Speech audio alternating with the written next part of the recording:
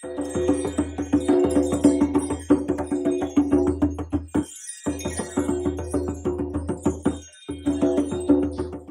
from here, you might simply come down to your knees, lift up, and stretch the right foot forward. Or might again, inhale, right leg up behind you, exhale, bend the knee, lift it higher, stay even through both arms, pull the knee forward, plant the right foot. In either case, you'll end up in your lunge yet again, and then pull back. So the hips don't go too far back. They can be over your left knee, not too far back behind. But that right leg is really extending, and you're creating a little conscious tension here by pulling without moving the left heel towards you, and also moving that, right heel towards you, and also moving that right hip crease back. And you might simply be here on blocks, just letting your chest stay wide and open, floating forward. Or, if it's available, on an exhale, empty the breath, fold in. Inhale, release a little. Exhale, fold in. 3, 4, and last one, 5. And then back to the lunge, or any way that you can get back to either down dog or puppy, and then maybe to kneeling. In any case, if you're in down dog, inhale, lift that left leg to the sky, left glute pulling, knee bends, glute engages more, knee lifts higher, and exhale, step that left foot forward. Or maybe you were just kneeling and then you stepped the left foot forward. And just know that whatever worked for you is enough. That is your fullness. Be grateful for it. And again, 5 counts here, perhaps just using blocks, lifting and floating the chest, but isometrically pulling that heel towards you without moving it. So we're always strengthening, not just stretching in yoga, contrary to popular belief. Pulling that left hip crease back and using the exhale to explore what is available. We might think of that inhale as more Lakshmi energy, the fullness, right? But it's actually on the exhale that we find the depth. So Lakshmi is about giving and receiving, inhaling and exhaling, and then back to the lunge, and then back to puppy or downward facing dog.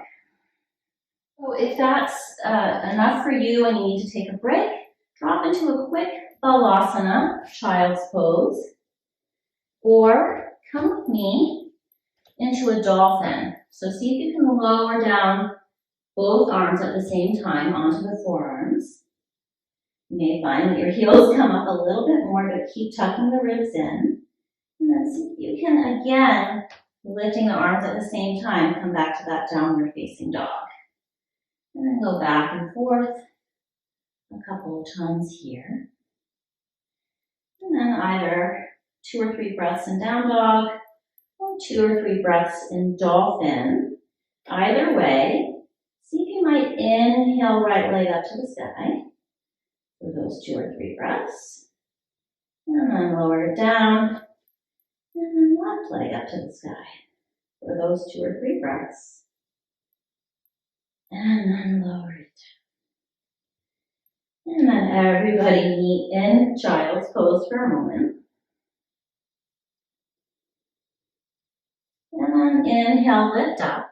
Walk your hands as far forward as you can, feeling that your hips are stacking over your knees as much as possible. So if you need to go back a little bit, that's okay.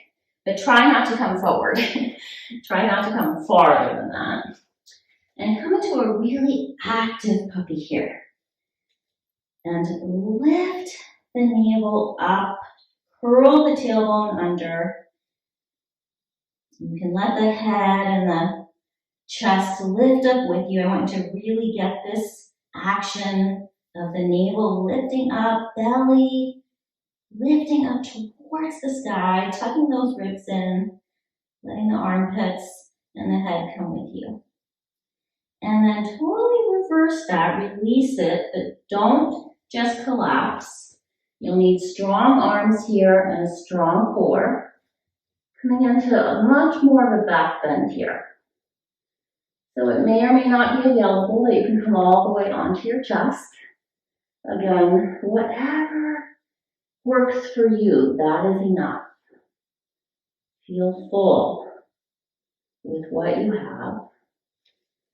So this might be more of what's happening, that's fine. And then see if you can find a place in between where the navel lifts to the spine, but the head and the armpits drop towards the mat. And you can go back and forth between those two actions. You should be getting a really good arm workout here and a shoulder opener. And then again, rest back into your Balasana, child's pose. And if you can, inhale to tabletop, exhale to downward dog.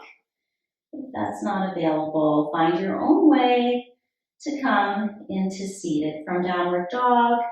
Knees down, ankles crossed, roll over. If you need to take some other actions to get there, feel free to do that. And feel free to sit on a blanket for Dandasana. And simply sit with your legs squeezing together, extending through the heels, toes to the sky, navel to the spine, heart lifting, shoulders relaxed. Let them just fall right down your back. Palms are gently pressing down to help you keep that lifted feeling in staff pose.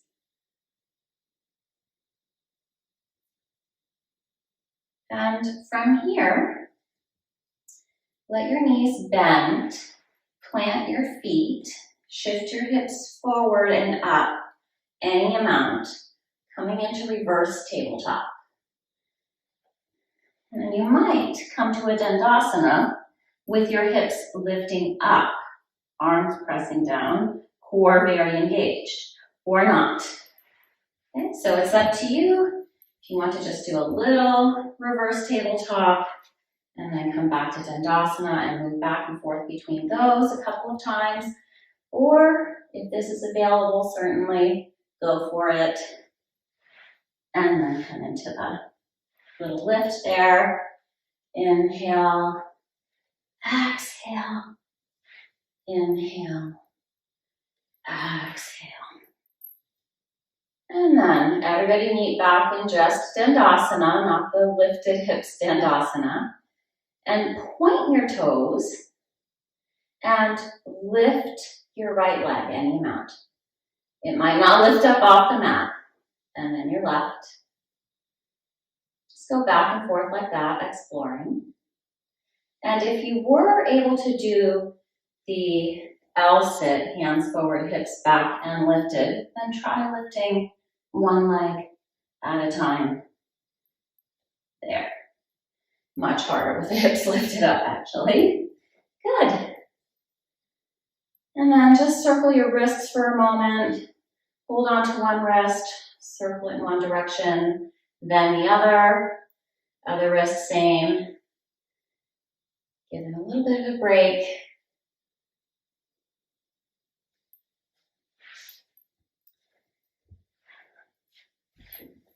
And then coming into Upavista Konasana. So stretch your legs out. Let them be as wide apart as is comfortable and allows you to still sit upright. Again, sitting on a blanket is a great option here. And interlace your fingers behind your neck, elbows out, lifting that occipital ridge up. This helps to create a little length in the spine. And this might be enough for you. And to exhale, maybe you're going to do just a little mini reverse sit-up. Maybe this, it doesn't matter. Whatever you can do is enough. Inhale, exhale, inhale, exhale, inhale, exhale, inhale, exhale, inhale. Exhale, release, turn to your right, frame your right leg with tented fingers. And now point through the toes again. And see if you might lift your leg up and bring it in and out and in and out. Any amount. Maybe you're dragging it, but you're still strengthening your quad. And then turn to the left. And same thing, point the toes. Lift, lift, lift. Out, in, out, in. Maybe dragging rather than lifting. Still strengthening. And then back to center. And then moving back. And one more time, let's try that. I'll sit. This is our peak pose today, and after this we will begin to cool down. So pressing down, lifting up, one leg, two legs, or maybe both legs. Someday, if not in this life, in the next. And then one last time coming into your reverse tabletop. Feel those quads working hard here. Also the glutes lifting up. Make sure your feet are parallel. You're not dropping out here. And if it's available, you can walk the legs out insofar as you can keep the feet on the mat. And come into full Purvottanasana. And release. And again, opening the legs out. Inhale, lift. And maybe this is your Upavista Konasana. If you're feeling a lot of opening just by sitting here with legs externally rotated, toes to the sky, don't let them drop in. Again, sitting on a blanket if that's what you need. And maybe you come this far down. Whatever you do, don't lose the integrity of the legs. Also, feel free to sit with the legs much closer together. Not Paschimottanasana, but more of a narrow Upavista Konasana. And of course, if you can, come down farther. You might rest your head on a block here. Or if you're able to come to the mat. Keep the core engaged though. That's why we did those reverse sit-ups earlier. You want the core engaged, that will keep you safe.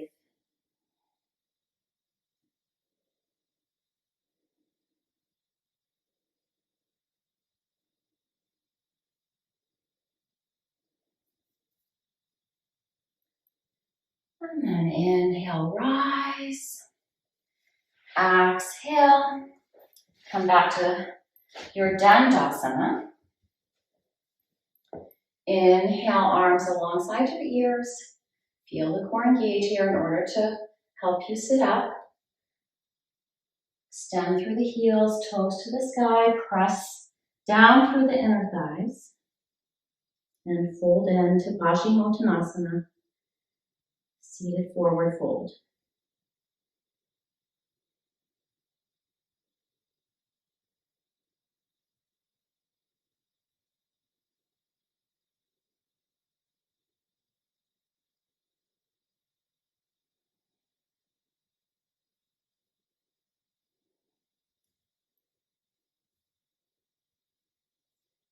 Those elbows a little buoyant, so the chest stays wide. Pull the shoulders out of the ears.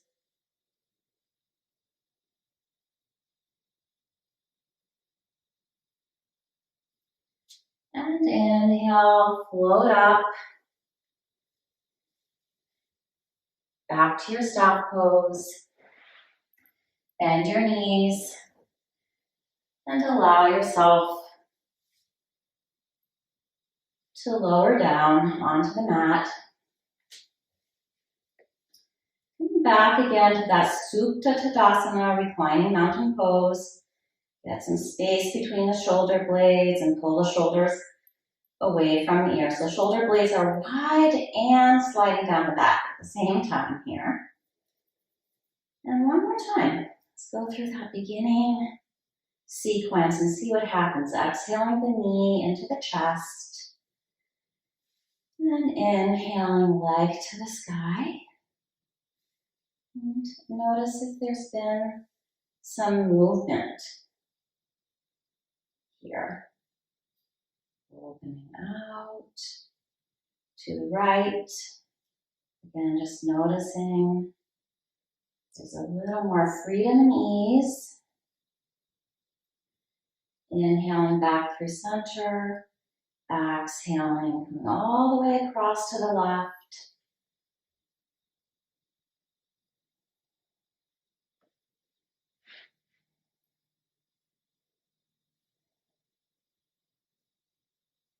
Pull the right hip away from you, right toes towards you, the left leg long and strong.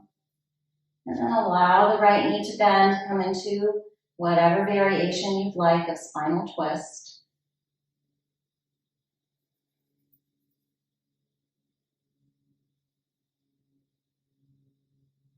Gazing to the right. And release. Did you notice any difference there?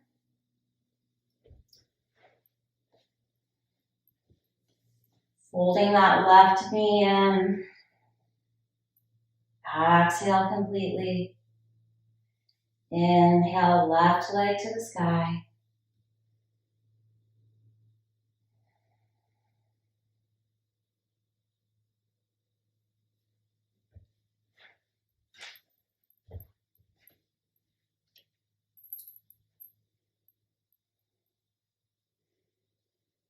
And then out to the left. Pulling the toes towards you, keeping that right leg extending, right hips pressing down.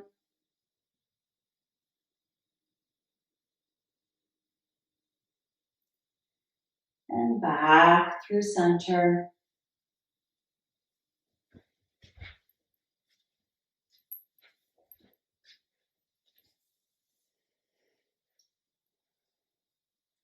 Holding on with your right hand or your strap, or still working with the hands behind the thighs.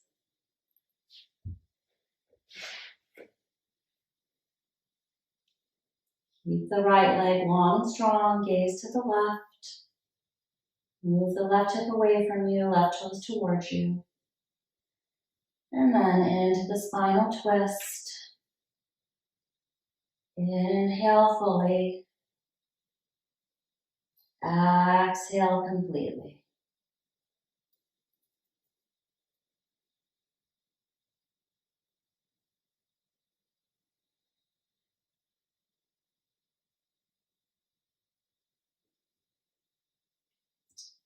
And then releasing. Finding your way into Shavasana. Putting any support under your neck or your legs that you need. Arms reaching out in a V shape. Legs in a more narrow, longer V shape. And resting here for as long as you like. Letting go of your ocean breath. Observing your natural breath. Feeling the fullness of the inhalation. The emptiness of the exhalation.